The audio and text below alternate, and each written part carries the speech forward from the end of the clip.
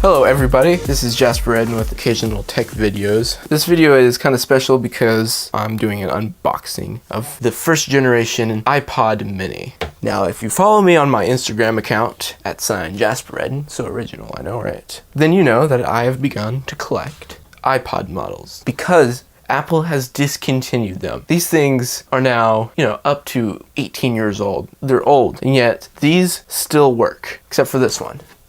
Anyway, all of these work, and I've just added another one to my collection, the iPod mini, the first generation. This came out in 2004, and I'm about to unbox it. Found it for 20 bucks on eBay, and eventually whenever I have enough collected, I'll do a video about each individual line of iPods. I've got to find my knife. That's annoying. Pro tip, be more prepared. Priority mail. See, that's what people use when they want to send things with priority and they want to pay the government to do it. So I'm going to go ahead and open this up.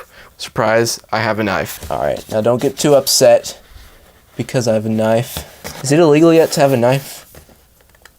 Wouldn't be surprised. I'm probably ruining this video already with my comments about the knife. Alright. Oh, there's personal information. Alright, so they took an Amazon Prime bag and slipped it into a priority mail box. And I bought it off of eBay. So here it is. It's in a Ziploc bag for some reason. This is nice. This is, not too bad of a condition on the outside. The iPod mini is pretty thick. Look how thick that is. Now, if you're somebody like me who's used to the iPod Nano, which is that thick, compare the thicknesses. It's ridiculous. That's the difference. Here's the thing with this iPod. This still has a hard drive in it. And it makes it pretty heavy, and there's also a pretty sizable battery in it, and it still doesn't even last that long. Oh, it turns on. I didn't expect that because I thought the battery was terrible. This is pretty neat. Battery is about half full. It's not going to be the best. It's old. The description on eBay said that the battery it's been replaced before, but it's not too terribly old. I really don't know where I'm going with this video.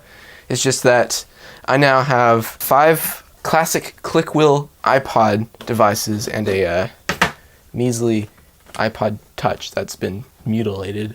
These iPods have this antique click wheel touch. This is arguably one of the coolest interactions that I've seen anywhere. I mean, Apple has been fantastic with their user interaction. I just want to applaud the click wheel, and that's what this collection is honoring.